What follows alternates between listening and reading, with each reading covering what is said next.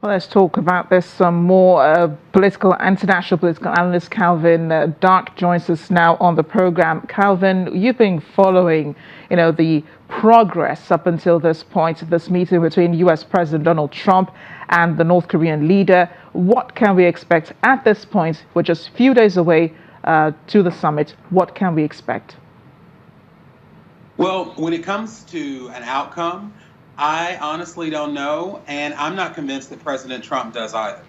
What you probably saw very famously yesterday, President Trump said that he doesn't need to prepare for this meeting because it's not about preparation, it's about attitude. Because he believes that if he gets in the room with Kim Jong-un, he can win him over with his personality. But let's think about that for a second. Even if President Trump is able to establish a friendship with Kim Jong-un, what are we asking for specifically? Complete denuclearization, as Secretary Pompeo said? And if so, on what timeline? And what does North Korea get in exchange? I don't feel that President Trump has articulated the details enough so that even if he is the winning deal maker, if it'll mean anything other than photo op. Yeah, and what the president has said is quite ambiguous, Calvin, and so is what the Secretary of State Mike Pompeo also says, that if North Korea decides to denuclearize, that it would be on a brighter path. I mean, what does that mean? Exactly, and I think that because of that ambiguity, at least from Pompeo's side and Secretary Mattis of Defense, I think they realize how complex this is. But President Trump has never really dealt with complex issues when it comes to how he describes it to the American people. Let's keep in mind, before he was president, he was limited to reality TV, a brand of vodka, I think he had steaks and hotels and casinos. Sorry, did you say vodka? The president doesn't drink, right? President Trump doesn't drink.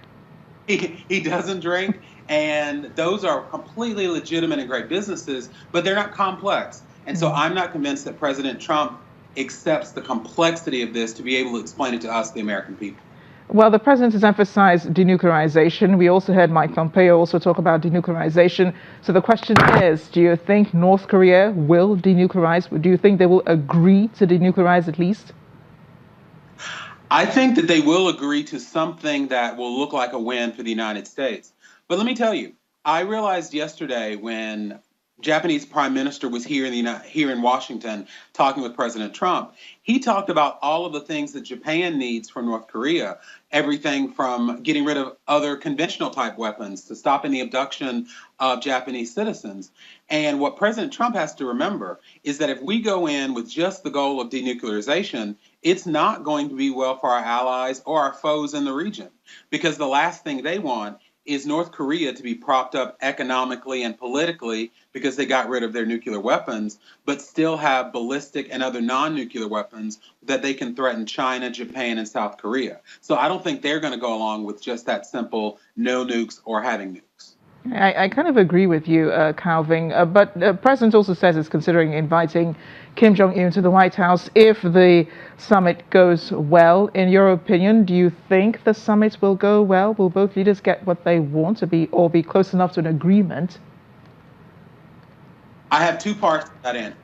As far as international affairs go, I think that is a long ways off, because even if the summit is successful, this is still a dictator that threatened to nuke our country. And I don't see him coming to 1600 Pennsylvania Avenue down the street from my office. However, on another level, this is a really problematic thing that President Trump said about the invitation to the White House, because this week, President Trump de-invited the Super Bowl football team because of their protest of racial inequality. And this morning, he even said he wasn't going to allow LeBron James and Stephen Curry to come to the White House, and they haven't even played a championship game yet. And so it really strikes us as inappropriate that he is already disinviting African-American sports players, but extending a possible invitation to a North Korean dictator. I guess with President Trump, you really can't predict. But thanks a lot for joining us, Calvin. Always a pleasure. Thank you.